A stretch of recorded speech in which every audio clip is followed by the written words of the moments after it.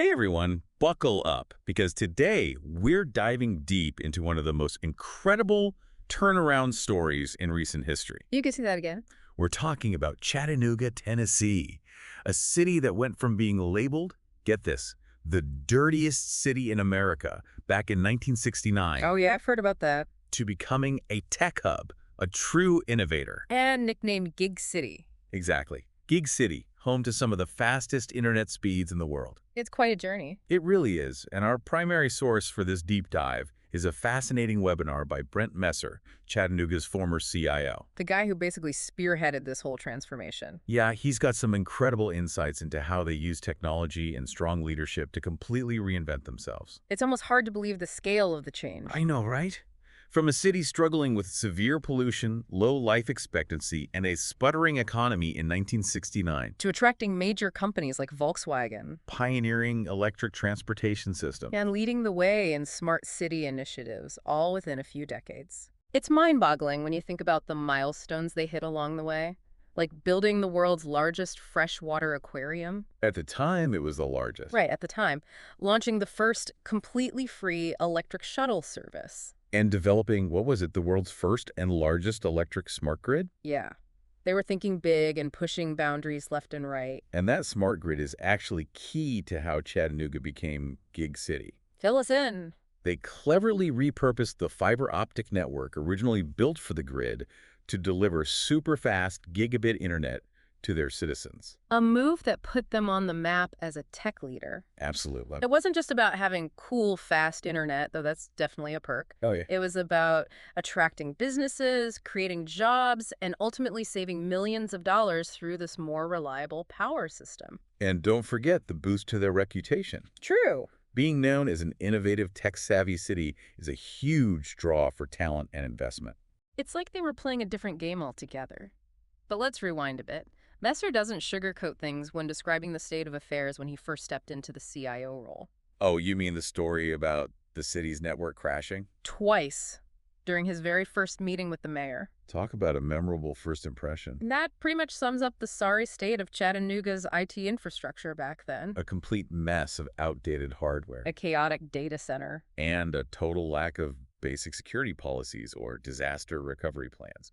It's almost comical when Messer describes finding, like, network switches mounted over toilets. Oh, I remember that. And a 23-year-old server still somehow chugging along. But it wasn't a laughing matter. No, definitely not. This outdated infrastructure was causing real problems. Frequent crashes meant lost productivity, disruptions to essential city services, and ultimately, wasted taxpayer money. It was a clear sign that a major IT overhaul was urgently needed. Absolutely.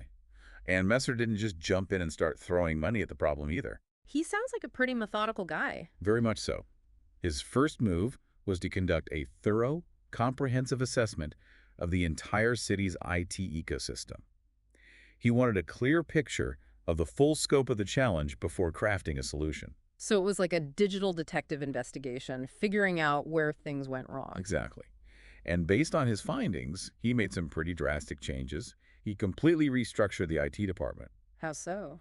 Well, for starters, he brought in the concept of Lean Six Sigma. Lean Six Sigma. Remind me what that is again? It's a process improvement methodology, very popular in the business world, that focuses on maximizing efficiency and minimizing defects. So it's about streamlining processes, eliminating waste, and making things run smoothly. Precisely. And that's exactly what Chattanooga's IT department desperately needed. It sounds like he was applying principles from the business world to government operations. He was, which isn't something you see every day, but in this case, it was exactly what the situation called for. But how did he get people on board with all these changes? Change can be tough, especially in a large organization like city government.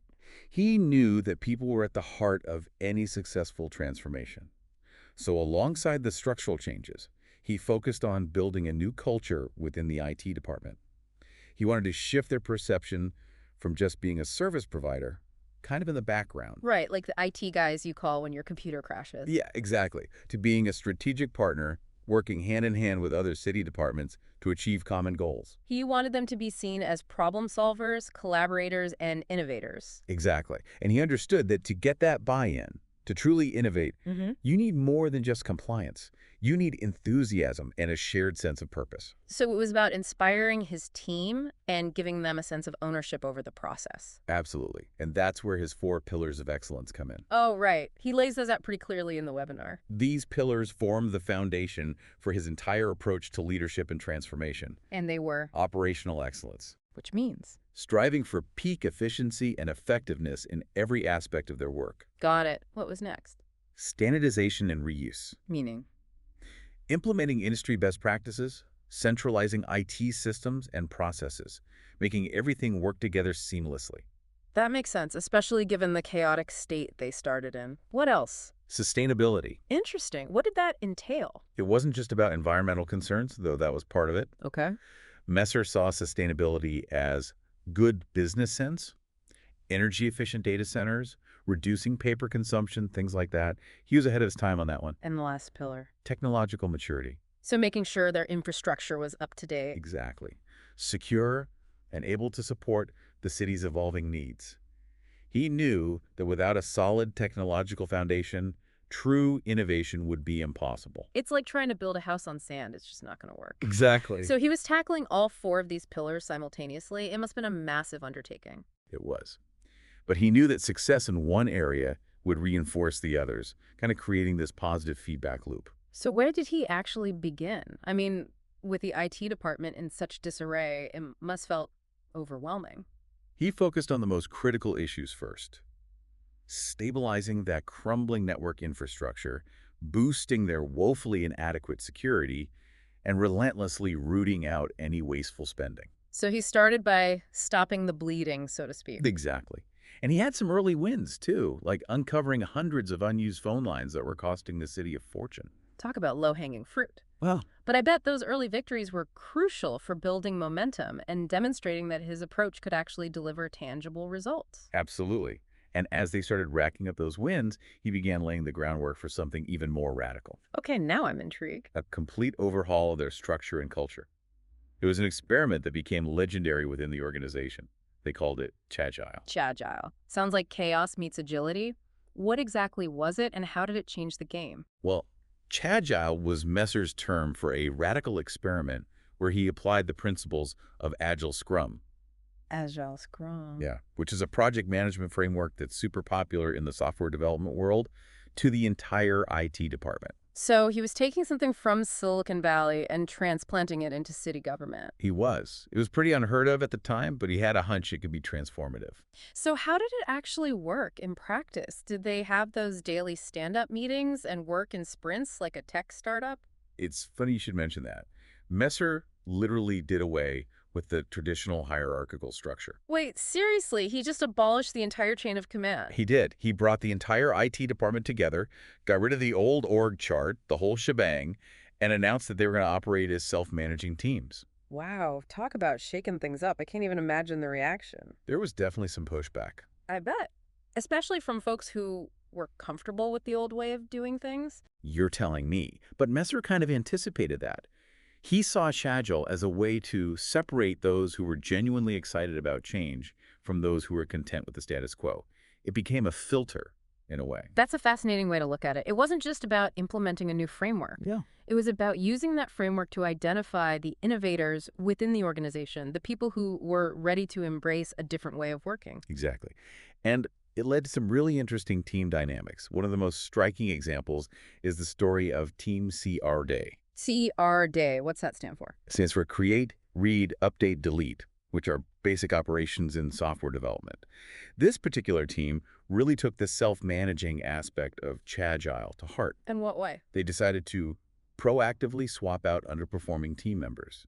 They recognized that some folks just weren't thriving in this new agile environment. So they basically fired their own teammates. Not exactly fired. It was more about recognizing that some individuals might be a better fit in a different role or team. They helped them find positions that played to their strengths. So it was less about punishment and more about finding the right fit for everyone. Right. It was about optimizing the team's performance and ensuring that everyone had a chance to succeed. I'm still wrapping my head around this whole Chagile thing. It seems so radical, especially for a government organization. It was, but it was a brilliant move on Messer's part. He understood that to truly transform the IT department, he needed to shake things up, to create a space where people could experiment and innovate without fear of failure. So it was like a controlled burn, clearing away the dead wood to make room for new growth. Exactly. And that's what set the stage for the incredible wave of innovation that followed. This is where we see the real payoff, right? The groundwork they laid with the four pillars of excellence and the shakeup of Chagall allowed them to tackle some truly groundbreaking projects. You got it. Chattanooga wasn't content with just fixing their internal IT issues. They were ready to leverage their new agility and innovative spirit to tackle real-world problems. And improve the lives of their citizens. Exactly. So in the next part of our deep dive, we're going to explore some of those projects. And delve into the tangible outcomes of this cultural shift. Stay tuned. We'll be right back. So remember how we talked about Chattanooga's ambitious smart city initiatives? Yeah, they really went all in on that. One of the most impressive examples is their intelligent traffic system. Oh, I've heard about that. How does it work? They have this network of sensors all over the city, collecting real-time traffic data. Okay.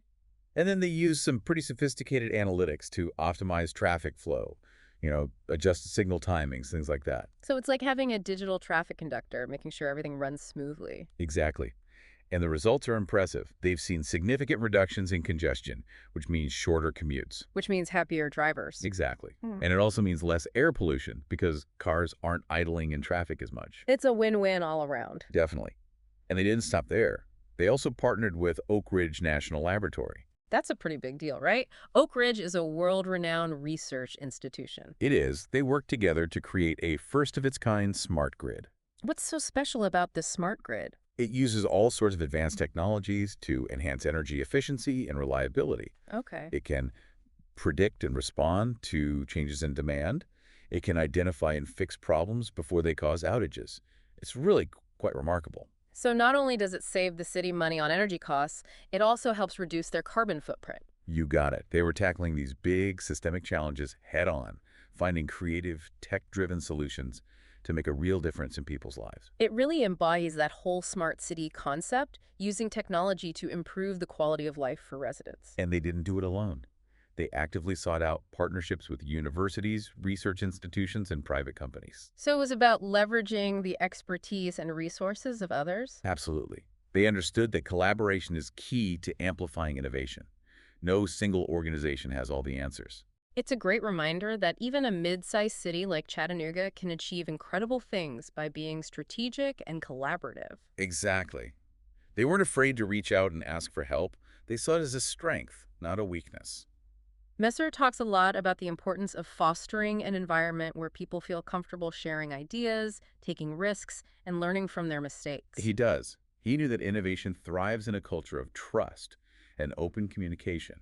So it's not just about having the right technology or processes in place. It's about creating a work environment where people feel safe to experiment, to try new things, even if they don't always succeed. You nailed it. It's about encouraging that spirit of experimentation and learning from both successes and failures. It's clear that Messer had a profound impact on Chattanooga's transformation. He didn't just solve problems. He created a culture of innovation. And he did it through a combination of strategic vision, strong leadership, and a deep understanding of how to empower people. So, as we start to wrap up our deep dive, what are some of the key takeaways you think our listeners should walk away with?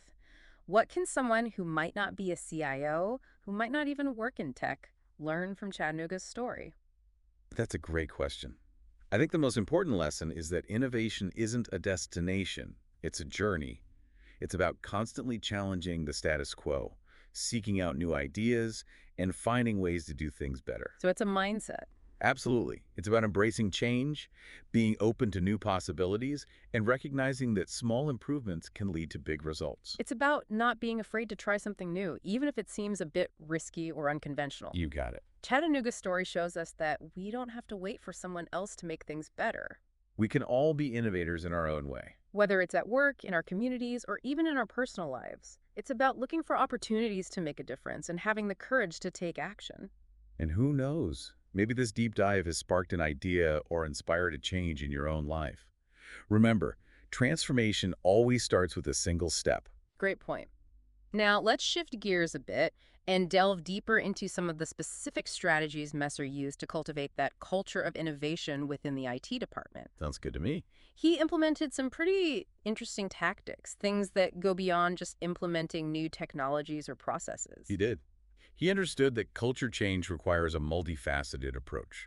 One of the things that really struck me was his focus on language, how he intentionally shifted the way people talked about their work and their role within the organization. Oh, absolutely. He was a master of subtle but powerful language shifts. Like, what?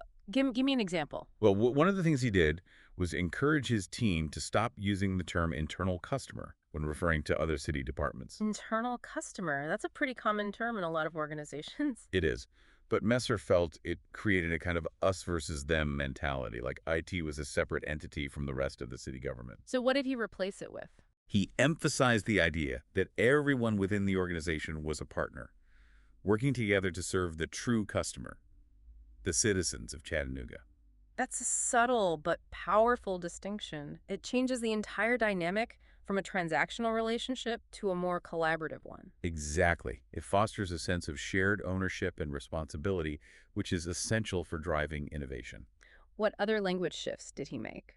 He also encouraged the team to frame their work in terms of its impact on the community rather than focusing solely on technical details. So instead of just talking about servers and networks, Right, they would talk about how their work would improve service delivery enhance efficiency. or create cost savings for taxpayers. It's about connecting the dots between the technical work and the real-world benefits it delivers to people. Exactly. It's like translating the language of IT into the language of community impact. It's amazing how a simple change in language can have such a ripple effect throughout an organization.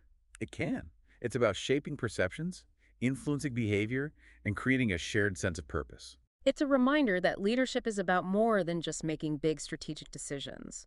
It's also about paying attention to those seemingly small details that can have a big impact on culture and behavior. Absolutely.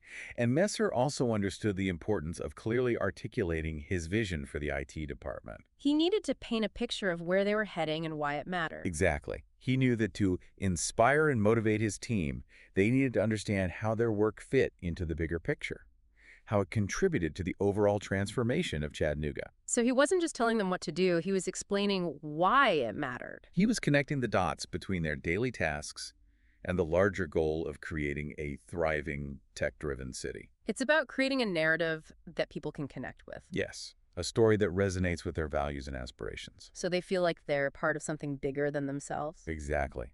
And that sense of purpose, that alignment between individual effort and organizational goals, is incredibly powerful. It's what drives true engagement and commitment. And it's essential for fostering innovation. Absolutely. Yeah. Because innovation is about more than just coming up with new ideas. It's about having the passion and the drive to bring those ideas to life. Exactly. And Messer didn't just articulate his vision. He created systems and structures to support it. He implemented a series of practical initiatives to foster innovation and professional development within the IT department. Oh, this is interesting. Tell me more about these initiatives. Well, one of the coolest things he did was create what they called the Innovation Lab. The Innovation Lab. Yeah. Sounds It intriguing. was a dedicated space. A physical space. Yeah, physical space where IT staff could experiment with new technologies, Oh, wow. brainstorm ideas, Cool. and collaborate on projects outside their normal day-to-day responsibilities. So it was like a playground for tech enthusiasts. It was Huh. a place where they could let their imaginations run wild and explore new possibilities without fear of failure. And to further encourage that learning mindset, he implemented a program that provided financial support for employees to pursue certifications, Yes. attend conferences. Yep. Or take online courses relevant to their work. He wanted to create a culture of continuous learning and professional growth. He recognized that investing in his people was one of the smartest things he could do. So he was providing both the space, this innovation lab, and the resources to support their professional development. It sounds like he was really setting them up for success. He was. And it created this incredible energy within the department. People were excited to come to work. They were engaged, They were eager to contribute their ideas. and they were proud to be part of something bigger than themselves. It's amazing how he was able to transform a department that was once seen as slow, bureaucratic, even risk-averse, Yeah. into a hotbed of innovation and creativity. It's a testament to the power of leadership and the impact that a shared vision can have on an organization. So, as we delve deeper into Messer's playbook, I'm curious to hear about some of the specific challenges he faced during this transformation. I mean, it couldn't have all been smooth sailing. Oh, definitely not. Every journey has its bumps in the road. What were some of the hurdles he had to overcome? Well, one of the biggest challenges, and this is no surprise, was resistance to change. Especially from those who were comfortable with the old way of doing things. Exactly. People are creatures of habit, And change can be unsettling, even when it's for the better. especially in a large organization like a city government, where things have been done a certain way for a long time. So how did Messer handle that resistance? Did he try to force people to comply? He knew that wouldn't work.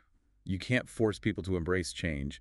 You have to bring them along. So how did he do that? He focused on communication, transparency, and building relationships.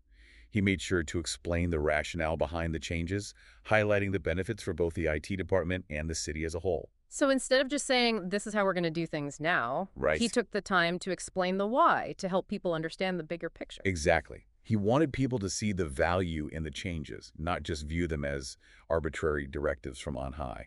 And it sounds like he also made an effort to involve people in the decision-making process. He did. He held town hall meetings, conducted surveys, formed working groups. He wanted to gather input from across the organization to address concerns and to create a sense of ownership over the changes. So it was less about him dictating from the top down and more about creating a shared sense of responsibility for the transformation. Exactly. And while this approach definitely took more time and effort, it was worth it. It helped build buy-in, It reduced resistance. and it ultimately led to a more successful and sustainable transformation. He was walking the walk when it came to his philosophy of empowerment and collaboration. He wasn't just talking the talk, he was living it every day. It's a powerful example of how leadership isn't just about having a vision, it's about bringing people along on the journey. And sometimes that means making tough choices. Oh, right. You mentioned that he wasn't afraid to make tough decisions when necessary. He wasn't. There were some individuals who were simply unwilling to adapt, who clung to the old ways of doing things. And those folks were probably pretty vocal about their opposition. Some of them were. And in those cases, Messer knew he had to make a decision, A decision that was best for the organization. even if it wasn't popular. He understood that holding on to people who were actively resisting the transformation would ultimately hold everyone back. It's a reminder that leadership isn't a popularity contest. It's about making the tough calls, Doing what needs to be done. even when it's difficult. But it wasn't just about people, was it? Messer also faced challenges related to resources and funding. Government budgets are notoriously tight, and there's always competition for those dollars. That's true. And despite the success of his early cost-saving measures, it wasn't always easy to secure the funding he needed for some of those more ambitious projects. So he had to get creative. He did. He had to become a master of persuasion, building relationships with city council members, Okay. presenting compelling business cases, Right. and really demonstrating the return on investment for every dollar spent. So it was about being a savvy politician as well as a visionary leader. He had to win over hearts and minds, as well as secure the resources he needed to make his vision a reality. It sounds like a pretty demanding role. It was. But he was up to the challenge, and he was also facing a challenge that a lot of organizations, not just government ones, struggle with, attracting and retaining top talent. Yeah, finding the right people is crucial for any successful transformation. But government jobs aren't always known for being, shall we say, super competitive in terms of salary or cutting-edge projects. That's true. So Messer knew he couldn't compete solely on those traditional factors. He had to offer something more, something that would appeal to those who were driven by purpose. People who wanted to make a real difference. Exactly. He emphasized the city's commitment to innovation, Okay, the opportunity to work on groundbreaking projects, got it. and the chance to be part of something truly transformative. He was selling the sizzle as well as the steak. He was appealing to people's intrinsic motivations, their desire to contribute to something meaningful and make a lasting impact. And it worked. He was able to attract some incredibly talented people from both the public and private sectors. People who were excited about the opportunity to be part of Chattanooga's story. And that's what ultimately enabled them to achieve such remarkable results. It's a truly inspiring story of leadership, innovation, and the power of a shared vision to overcome obstacles and create something truly extraordinary. It is. And while Chattanooga's journey is unique in many ways, the lessons they learned and the strategies they implemented can be applied to any organization, large or small, public or private. So as we head into the final part of our deep dive, I'm curious to hear your thoughts on what we can learn from Messer's legacy. What were some of the lasting impacts of his transformation on Chattanooga's IT department and the city as a whole? So we've covered a lot about Chattanooga's transformation, from the challenges to the strategies and the incredible outcomes. Yeah, it's been quite a ride. But before we wrap up, I want to go back to something that really intrigued me, the whole Chagall experiment. Yeah, that was pretty radical, even for a tech company, let alone a government IT department. It really was. Remember, Messer inherited a very traditional IT department, lots of hierarchy. Oh, yeah. Very top down. Exactly. And Chagall, his term for applying agile Scrum principles, well, it was about completely upending that hierarchy. It was about replacing it with self-managing teams. Exactly. Teams that were empowered to make decisions, to solve problems, to innovate. It's almost like he intentionally disrupted the system, shook things up to create space for something new to emerge. That's a great way to put it. He knew that real change wouldn't happen if they just kept doing things the old way. But it couldn't have been easy to convince everyone to go along with such a drastic shift. How did he get buy-in? Well, he started by making sure his leadership team was on board, that they understood the goals and the potential benefits. Okay, so he had his inner circle on board. What then? Then, instead of just mandating the change, he presented it as an experiment. He brought the entire IT department together, explained the concept of Agile Scrum. Yeah. He basically said, let's try it for a defined period, see how it goes.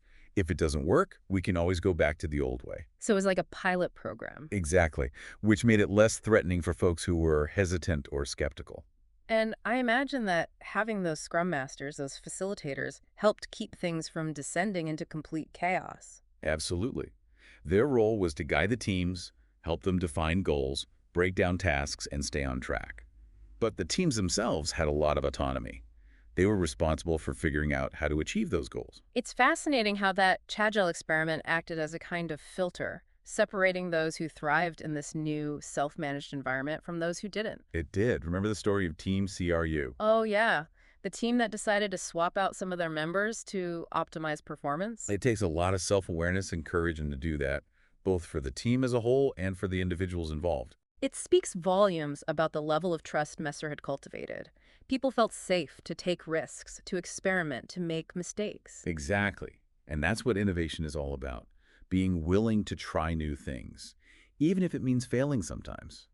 So even though Chagall wasn't a permanent fixture, it left a lasting impact on the culture of the IT department. Absolutely. It shifted their mindset, made them more agile, More innovative. more willing to embrace change. And that's what ultimately enabled them to tackle those incredible projects that put Chattanooga on the map as a tech leader. It's like they had to go through that period of disruption, that intentional shakeup, to break free from the old patterns and embrace a new way of working. And it worked. They achieved those incredible cost savings. Boosted customer satisfaction. And created a work environment where people were excited to come to work every day. It's a powerful testament to the transformative power of leadership, vision, and a commitment to innovation. It really is. And it's a story that has the power to inspire anyone, regardless of their industry or role. I think that's a great place to wrap things up. Thanks for joining us for this deep dive into Chattanooga's incredible journey. It's a story that reminds us that change is possible. That innovation is within reach. And that even the most daunting challenges can be overcome with the right combination of vision, leadership, and a willingness to embrace the unknown. Until next time. Keep innovating.